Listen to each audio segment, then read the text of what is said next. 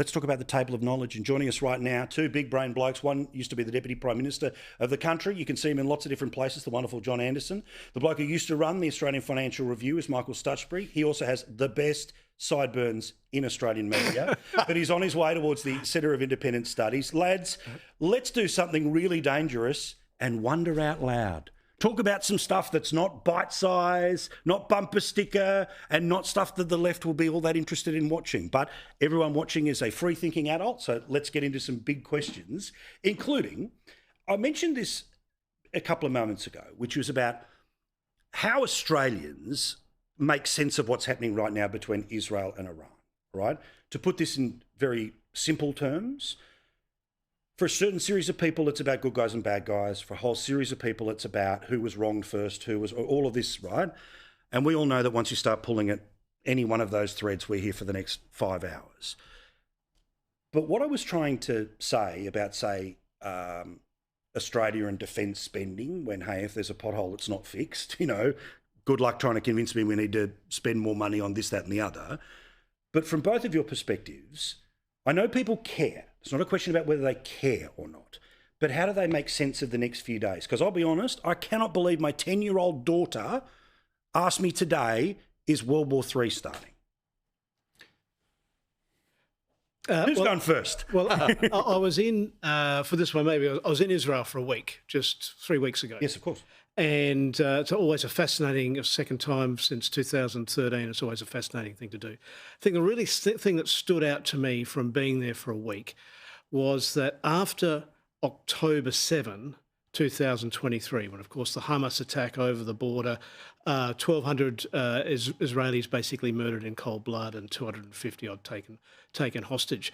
That was a real moment for Israel of national, obvious catastrophe and crisis, one of the major security breaches that ever in Israeli history since the state of Israel was formed in 1948. The thing that's happened since then is that Israel has got immeasurably militarily stronger. A number of things. Hezbollah and all these, Hamas is, of course, an Iranian proxy. Iran, People's Republic of Iran, is really orchestrating a lot of this, and Hamas is the terrorist proxy in Gaza, attacking Israel. Over the northern border, Hezbollah over in Syria and then in Lebanon have been attacking, and the whole idea of that Hezbollah was supposed to rain down bomb terror on Israel, which would wipe it off the earth. Those pages and the exploding pages and the mobile phones, that's took out incredible sort of modern warfare, if you like, took out Hezbollah. Then Iran attacked Israel, sent some bombs earlier, sort of in 23 and 24, set of bombs into Israel. Israel responded and took out Iran's defences, its air defences, so it became defenceless. And so as a result of this, all of Israel's enemies were really in the region were on the back foot. And the question there just 3 weeks ago was, should Israel then take advantage of this great opportunity, historical opportunity, with Iran weakened, its proxies weakened, really on the back foot, to take out its nuclear weapons facility, because it's threatening to build a nuclear bomb and it's also vowing to wipe Israel off the face of the earth. But isn't it also a scenario where, because essentially American presidents, everyone said, oh, look, just the last thing we want is Iran versus Israel, right? This is point of no return. They got bigger guns than some of the... But the reality was they exposed that Hezbollah was not able to wipe them off the map. And now it's been... I think it's obvious in its early days that the expectation that if there's ever a shot between the two, then Iran goes nuts and there could be countries blown away. And yes, that all could still be in its future. But is that a way of trying to explain it to people too, which is that it's finally enough talk and threat? Let's actually see what the threat is? I think it's a little more basic than that. The first responsibility of any sovereign government worth its salt, including our own, is the defence and security of its own people. It's no use having a strong economy or a fair economy or a just economy or an economy that's trying to take advantage of new opportunities if you don't have an economy, if you don't have a society. That's what the Commonwealth of Australia was set up for. picture it from the Israeli perspective. You've got a neighbour, and it's not just Hamas that have been doing their dirty work. It's Hezbollah. It's been the Houthis. A neighbour that's so intent and so open about its intention to wipe you off the face of the earth. Oh, no, we don't want to stop Jews living there. We just want them to live under a Gazan state. Well, you want to wipe them out. You want to destroy their democracy. It's a democracy. That should matter for a start. You want them, instead of living in a highly sophisticated cultural environment like the Israelis do, you want to live like Gazans do? That's the choice you want to impose on them? It was entirely predictable that it would come to this, in my view, and it's deeply illustrative that other nations in the region are not exactly rushing to Iran's defence. Why? They don't want them to have nuclear arms either. That'll start a nuclear arms race in the region. The Israelis we need to recognise that what's happened in Gaza in the end is the responsibility of Hamas. Hamas are the responsibility of Iran. Iran is under attack now. It's its own fault because they said they would obliterate a neighbour, a democracy, one we ought to believe in. We have many wonderful Jewish citizens in Australia.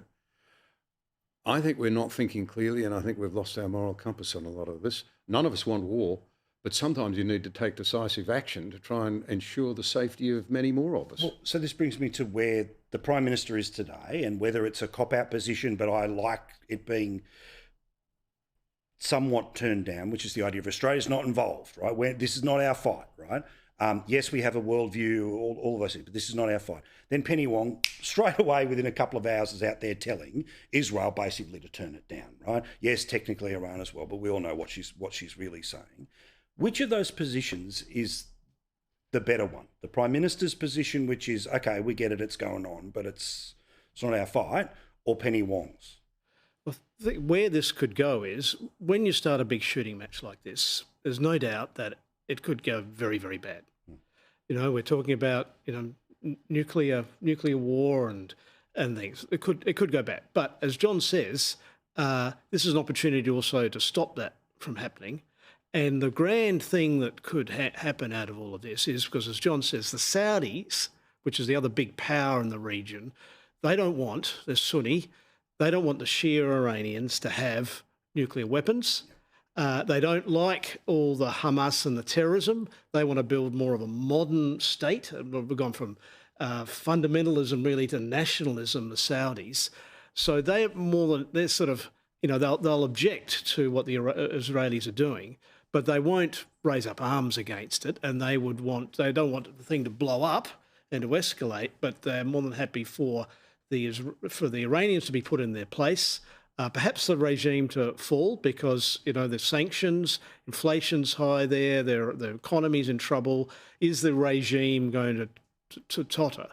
And you could have that you get the Saudis leading what is an accommodation with Israel, and you could get a big peace brought to it. Now, that's the thing that's trying to push to, which was why Hamas attacked Israel in the first place, which was to stop the Saudis striking a deal with the Israelis. At the behest of the Iranians. Yes. Correct.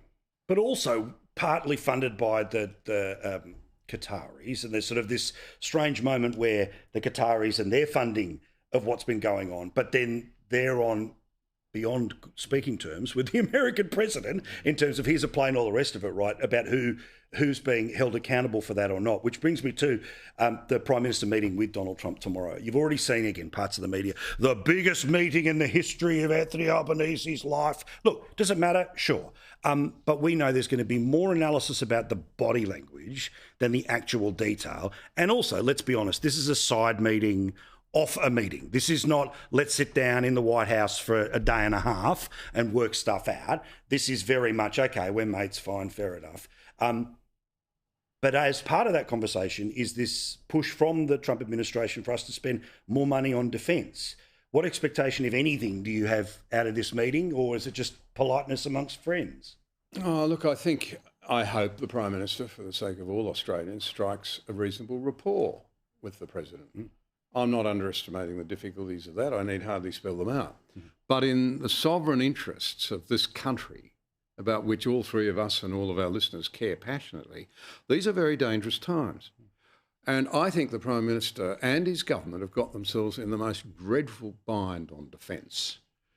Everyone, including their own elder statesmen, are saying these are dangerous times, you've got to do more. Miles himself has acknowledged that the AUKUS submarines are going to cost us 0.7% of GDP. And they're basically saying, no, we can fund the defence in a 2% envelope. So you take AUKUS out, 0.7, you've reduced defence expenditure in the short term on the things we need now down to about 1.3%. That's the rough maths. I challenge anybody to put them up. The Prime Minister said recently we've increased... What's ASPI talking about? What are all these critics talking about? We've put it up by 10 billion. Without telling the Australian people that they've rescoped 82 billion out of short-term capability against AUKUS in the 2030s. Why do we expect our friends, let alone our possible opponents, to take us seriously when apparently we don't? Yeah, good point. And I would ask this question of the Prime Minister, and it's a really serious one from somebody who was once in politics. What do you think your legacy is going to be if something goes wrong? We may not be involved, but say something breaks out in the north and we say, oh no, as you know, it's obviously his inclination, we're not involved, we wash our hands, there's nothing to do with us. And the Chinese just happen to say, oh, well, we'll just drop a missile or two on Williamtown. Maybe we'll drop one into Canberra to show that we can do. We have no defence, no drones, we've got no missile defence. What are we talking about? Yeah. What sort of planet are we living on? And I just say again to the Prime Minister, why not listen to the genuinely respected last senior defence statesman that you had, Kim Beazley? Yeah. And by the way, this nonsense, one thing the Prime Minister has got right, it's a nonsense to say it's got to be 3% or 3.5% or 4 or 5 or 2. Ascertain, as he says, what we need now. What do we need now? And then work out how you're going to pay for it. It's obvious we need drones. Yes. It's obvious we need missile defence, air-to-air, surface-to-air. It's obvious we need all of our few Navy ships going while we're trying to mothball them. It's obvious we have a recruitment shortage and a retention problem. How about we level with the Australian people? We say these are the most dangerous times since the 1930s, but we're not walking the talk.